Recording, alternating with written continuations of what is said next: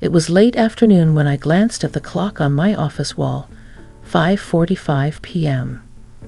The city skyline through the large windows of our corporate headquarters had begun transforming into hues of soft amber and purple, an artistic blend that often reminded me why I still worked here after nearly 2 decades. At 54, I'd settled comfortably into my role as senior project manager at the marketing firm. I had earned respect and built a reputation, but lately I'd begun to wonder if my best years were behind me. Recently divorced, with my daughter away at college, my days felt routine and unremarkable. That particular Friday, everyone had begun filtering out early, eager to start their weekend. I was preparing to follow suit when I heard footsteps approach my open office door. "Heading out already, Karen?" The voice was unmistakable, deep yet gentle, with an easy confidence. It belonged to Robert, my boss, a few years my senior at 59. Tall, slightly graying hair, and a presence that effortlessly commanded attention. He was admired throughout the company, not just for his leadership, but for his genuine care for the people around him. "Oh, hi, Robert," I said, turning from my desk with a warm smile. "Just wrapping up. It's Friday after all." He leaned casually against my doorway, arms folded comfortably. "I don't suppose you'd be interested in joining me tonight? There's an art gallery opening downtown. An old friend of mine is showcasing. My plans changed last minute, and I've got an extra ticket." For a split second, I hesitated. In the many years we'd worked together, our relationship had remained professionally cordial, with only occasional friendly banter. The idea of stepping out with him socially felt strangely thrilling and a bit intimidating. Robert seemed to sense my hesitation, his eyes softening. "Purely platonic, of course. Just 2 colleagues enjoying art. You always mentioned you're fond of paintings." I laughed lightly, relaxing. "You remembered that?" "Of course." He smiled warmly, stepping forward slightly. "I remember a lot about our conversations." I felt an unexpected flutter in my chest, but quickly brushed it aside, convincing myself it was just excitement about a new experience. "Well, in that case, I'd love to join you." "Great," he said, looking genuinely pleased. "I'll swing by your place around 7. "Perfect," I replied, gathering my purse and coat. As he walked away, I found myself staring after him, suddenly aware of the warmth in my cheeks and the quickening beat of my heart. By the time evening came, I changed into something appropriate but comfortable, a dark green dress accented with a simple necklace. Standing before the mirror, I smoothed out the fabric, realizing it had been ages since I'd dressed up for anyone, let alone an outing with someone like Robert. At precisely 7, the doorbell rang. Opening the door, I was momentarily speechless. Robert stood there dressed immaculately in a navy blazer, tailored slacks, and a light blue shirt that enhanced his kind eyes. "You look wonderful, Karen," he said softly, an approving smile lighting his face. "Thank you," I replied, feeling warmth creep into my cheeks once again. "You're not looking too shabby yourself." We drove comfortably through the city, engaging in easy conversation, discovering shared interests and humor that, despite years of professional interactions, had somehow remained hidden beneath layers of corporate formality. When we arrived at the gallery, soft jazz music floated from within. The atmosphere was sophisticated yet welcoming. Warm lighting, the gentle clinking of wine glasses, and soft murmurs of appreciation from attendees. Robert guided me gently inside, placing his hand briefly on the small of my back, a subtle yet electrifying gesture. We moved through the exhibition, admiring paintings, sculptures, and art pieces. It wasn't long before we became engrossed in discussions about the meanings behind the various pieces, occasionally pausing for refreshments. Eventually, we stopped before a painting that depicted two silhouetted figures embracing beneath a moonlit sky, bathed in shades of midnight blues and silvers. There was something poignant about it, intimate yet mysterious. Robert stood quietly beside me, his shoulder close enough that I felt its warmth. "It's beautiful, isn't it?" he murmured, his voice almost contemplative. "Yes," I replied softly, sensing an undercurrent of something deeper in his tone. "Very. You know," he began slowly, carefully, his eyes still on the painting, "I've spent my whole life chasing success, but looking at something like this makes me realize that it's intimacy, connection. That's what matters." His words resonated deeply, stirring feelings inside me that I'd long dismissed. "I couldn't agree more," I admitted, my voice barely above a whisper. He turned slowly, his eyes meeting mine with surprising vulnerability. "I've watched you over the years, Karen.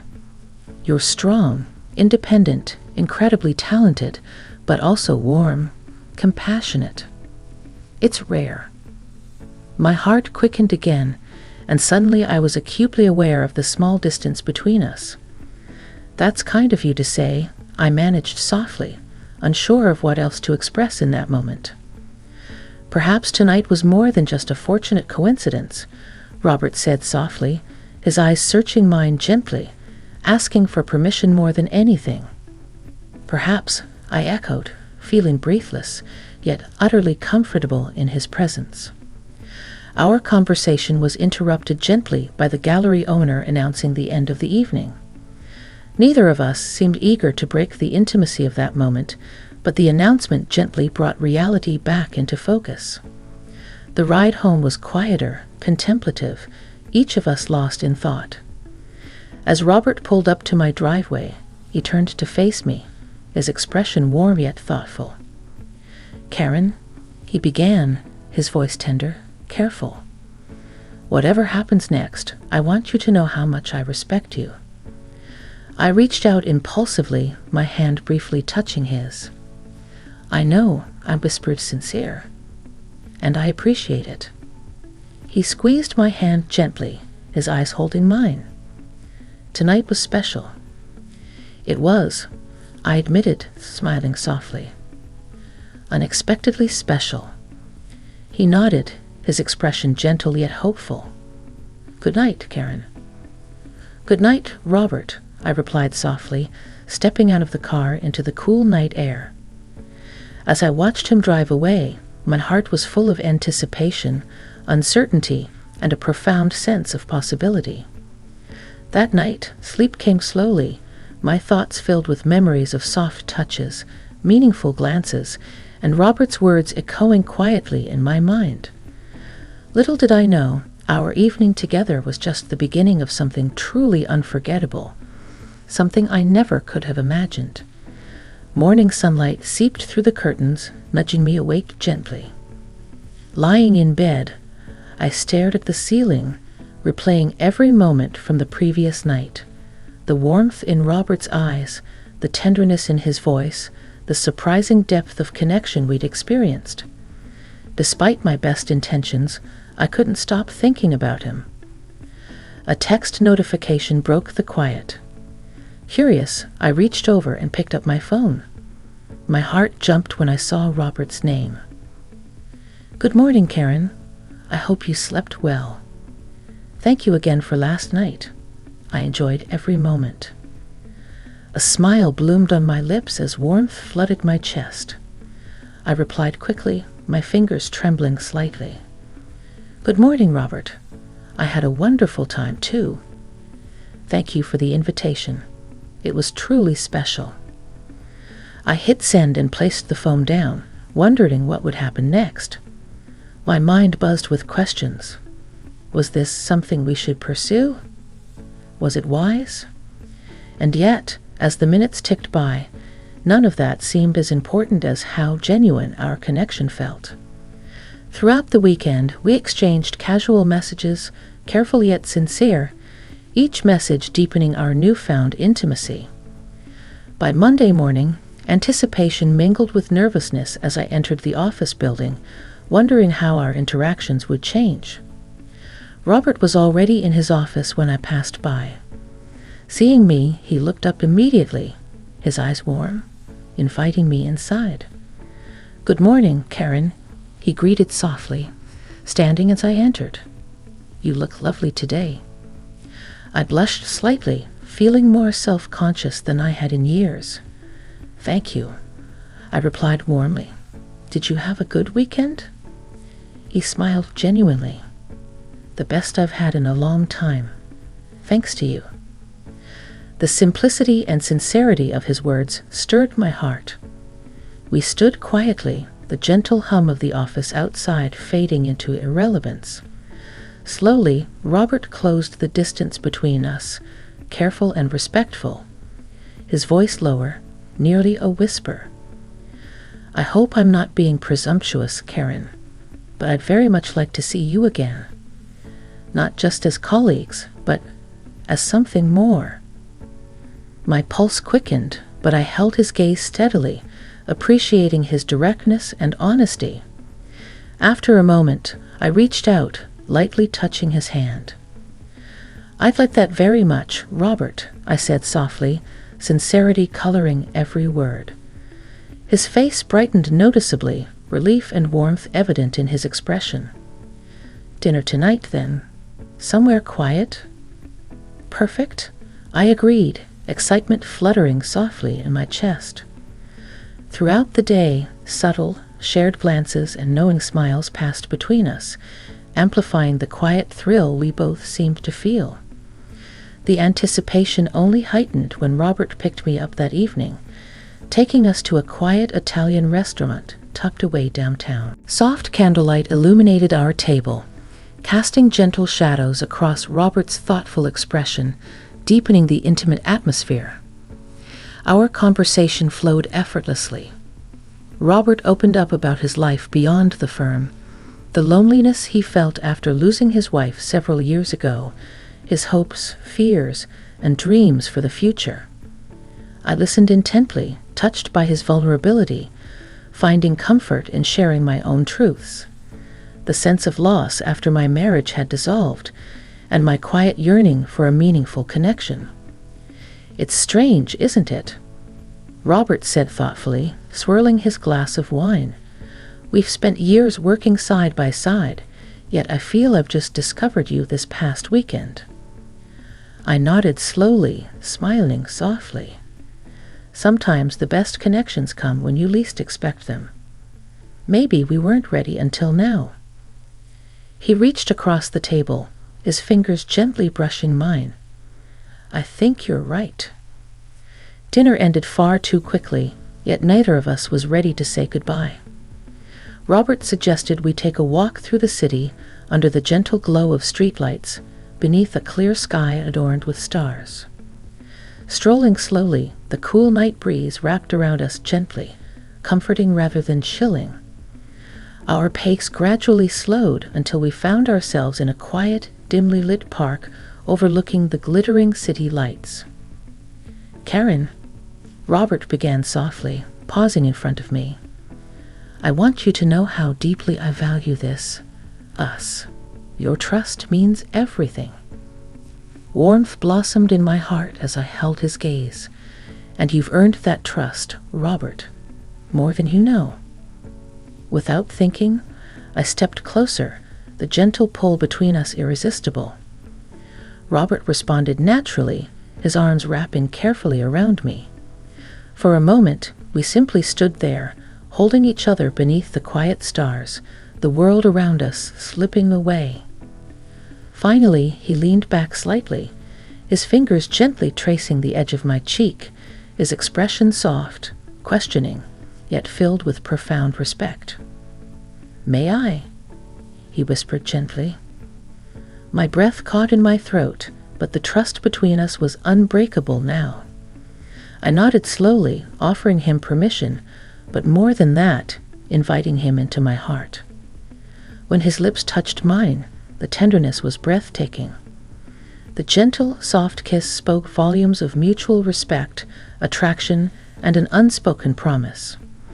As we slowly separated, our eyes locked, both of us aware something important had shifted between us, a boundary crossed, willingly and with certainty. Robert exhaled softly, his smile gentle. That was even better than I'd imagined. I laughed softly, joyfully, my cheeks flushed with happiness. For me too. We stood quietly for another moment, savoring the closeness, knowing there was no rush, no urgency beyond simply cherishing the moment. Eventually, Robert guided me back toward his car, his hand entwined gently with mine, both of us aware we had begun a journey from which there was no turning back. When Robert pulled up outside my home, the air in the car felt charged yet peaceful. He turned toward me, his expression open and sincere. I want this to be meaningful for both of us, Karen, he said earnestly, his voice gentle yet firm. If at any moment you're uncomfortable or unsure. Robert, I interrupted softly, gently touching his cheek, reassuring him. I've never been more certain about anything in a very long time. He smiled deeply, warmth filling his eyes again. Me too. I leaned over impulsively, giving him another soft kiss, savoring the gentle warmth.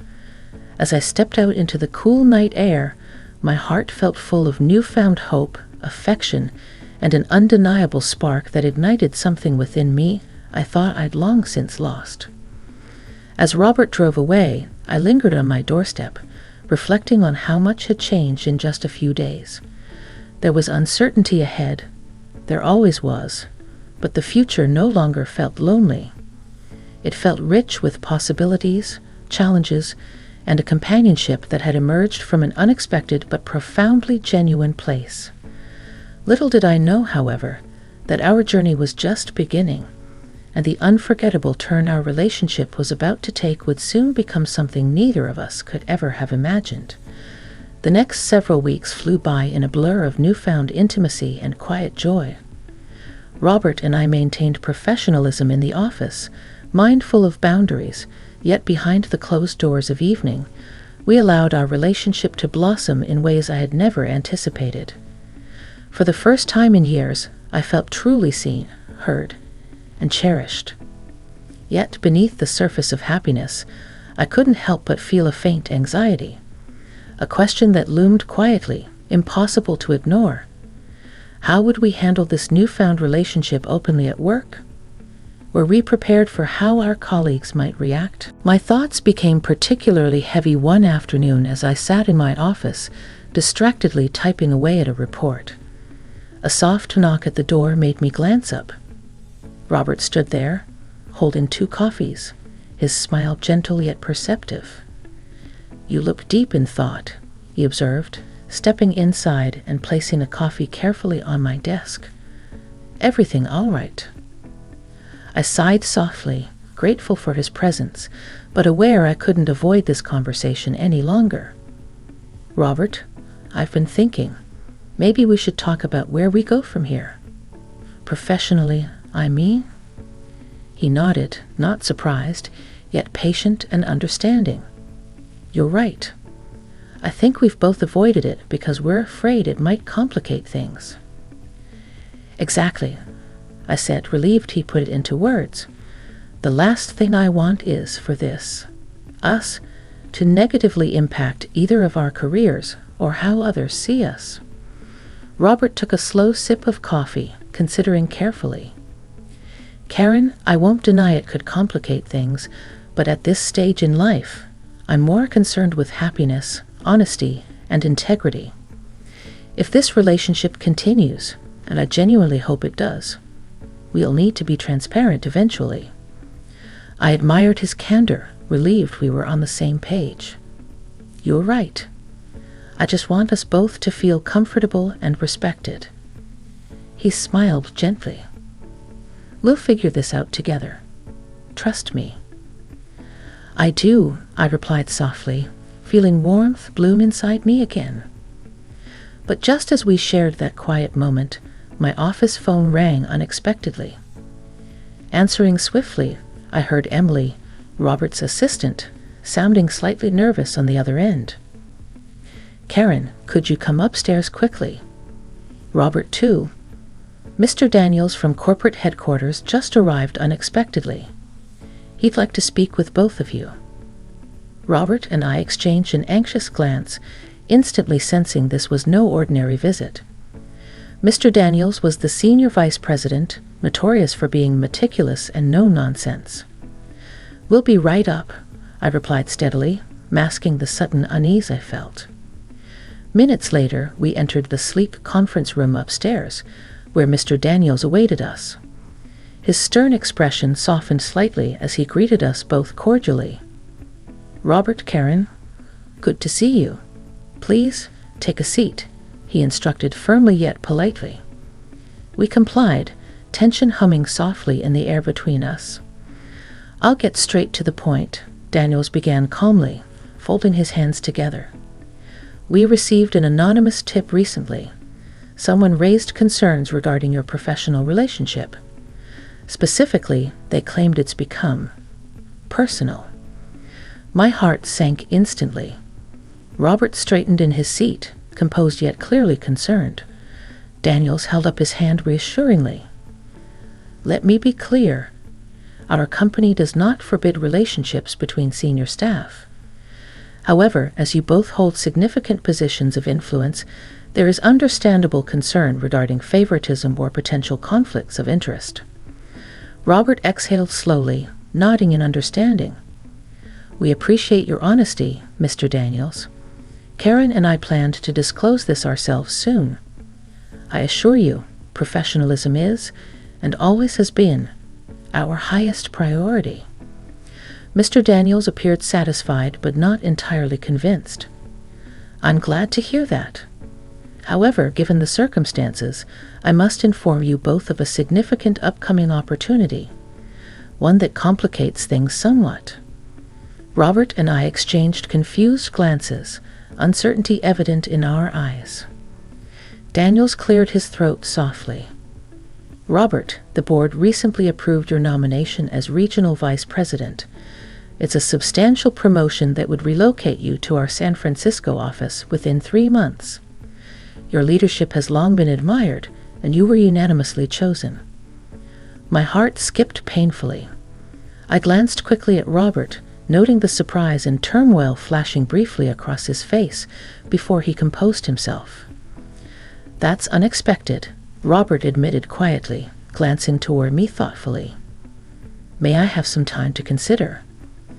"Of course," Daniel said gently. "But understand, we need your decision quickly. If you accept, you'll begin transitioning within a month. I felt it only fair to let you both know personally, given the circumstances." After the meeting concluded and Mr. Daniels left, Robert and I sat silently, absorbing the sudden turn of events. "Robert," I began quietly, sensing his internal struggle. "This is a once-in-a-lifetime opportunity. You deserve it." He reached over impulsively, gently clasping my hand. "Karen, the thought of leaving you, especially now, is unbearable." I squeezed his hand reassuringly, my heart aching yet determined. "We'll figure it out. We can still make things work, even long distance." Robert's expression softened with gratitude, yet I could still see deep uncertainty behind his eyes. "Let's talk tonight, away from all of this." I nodded gently, agreeing wholeheartedly. That evening, sitting side by side in Robert's cozy living room, we spoke openly about our fears, hopes, and the possibilities ahead. Eventually, Robert sighed deeply, his expression vulnerable and sincere. "Karen, there's something you need to know before we discuss San Francisco further." I sat up slightly, concerned yet curious. "What is it?" He exhaled slowly, composing himself. "Several years ago, I received another offer, similar to this one, shortly after my wife passed. I declined it because the idea of starting fresh elsewhere felt overwhelming without her. But this time, it feels different. Because of you." Surprised, I touched his hand softly. "Robert." "Wait," he said gently, continuing. "Karen, if I accept this promotion, I don't want to do it alone. I'd want you to consider coming with me, if that's something you could imagine." The intensity of his words stunned me. For a moment, I could hardly speak. "Move to San Francisco with you?" "Yes," he said, earnest, hopeful yet gentle. "Only if it feels right to you. But I needed you to know. I don't want us to live apart." My mind spun with possibilities, concerns, excitement, and uncertainty all at once. San Francisco was beautiful, but it would mean leaving everything familiar behind. Yet, looking into Robert's gentle eyes, I knew my answer. "Robert," I whispered gently, smiling softly. "If this relationship has taught me anything, it's that sometimes the biggest risks lead to the most rewarding experiences." His face brightened with relief and joy, his smile genuine and affectionate. "So, is that a yes?"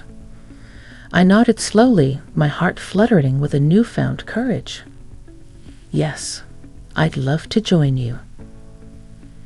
We leaned into each other, sharing a deep, meaningful kiss, a promise, a reassurance, and a silent vow of commitment. Though the future was uncertain, our bond was stronger than ever, forged by respect, sincerity, and the quiet bravery of two people choosing happiness despite uncertainty.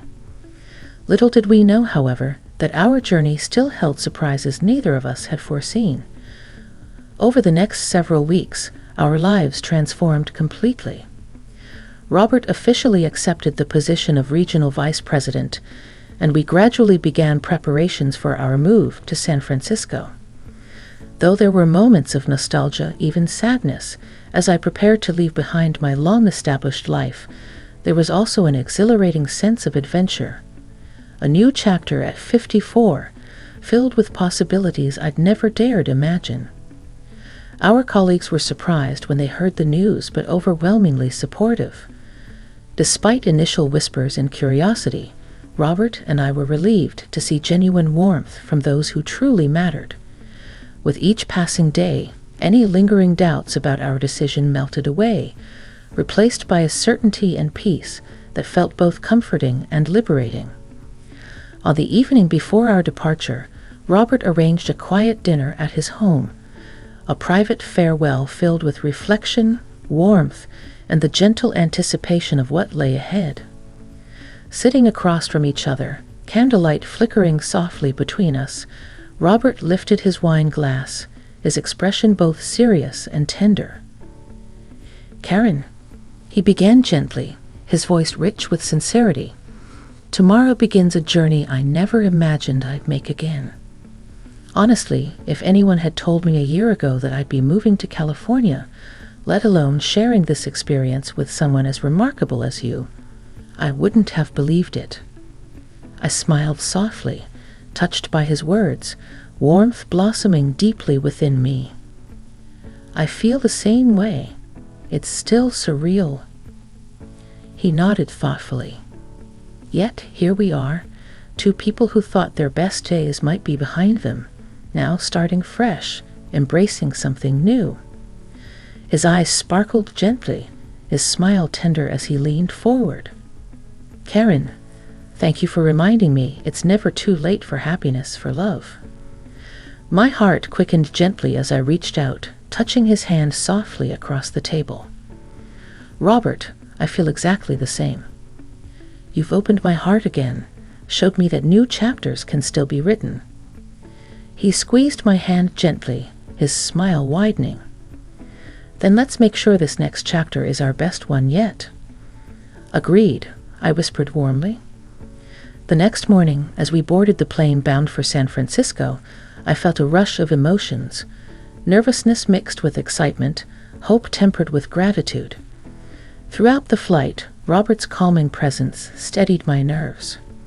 As the plane descended toward our new city, sunlight glinting across the bay, I felt my heart fill with quiet joy and anticipation. Over the following weeks, we settled into our new home, a charming townhouse overlooking San Francisco's iconic hills. Robert quickly immersed himself in his new role, thriving professionally while I explored the city, savoring the richness of this vibrant new life. Though we faced inevitable challenges adjusting to our new surroundings, our bond only deepened as we navigated them together. Months passed swiftly, and with each passing day, our lives became richer, fuller, deeply intertwined. Yet there was still one moment, one unforgettable night, that defined just how profoundly our lives had changed. It happened on a cool spring evening, nearly a year after our move. Robert had asked me to meet him at our favorite spot overlooking the Golden Gate Bridge, a beautiful, secluded vista point. I arrived just before sunset, finding Robert standing near the edge, gazing thoughtfully toward the horizon. He turned, smiling warmly as I approached, reaching out and gently drawing me close. We stood quietly, watching as the sky transformed into breathtaking shades of pink, gold, and violet. "Karen," Robert began softly, his voice warm, vulnerable. "There's something I've wanted to ask you for quite some time." My pulse quickened slightly as I turned toward him, sensing the significance in his tone. "What is it?" He inhaled slowly, gathering courage, his eyes steady yet tender. "When we started this journey, I knew I loved you deeply. But I never imagined just how much my feelings would grow. How much I'd come to realize you're not just the woman I love, but the person I want beside me for the rest of my life." I felt tears well gently in my eyes, my heart swelling with emotion. "Robert." He took my hands gently, holding them securely. "Karen, would you do me the extraordinary honor of marrying me? Let's share this adventure forever." My breath caught in my throat, joy and surprise rushing through me. My heart raced,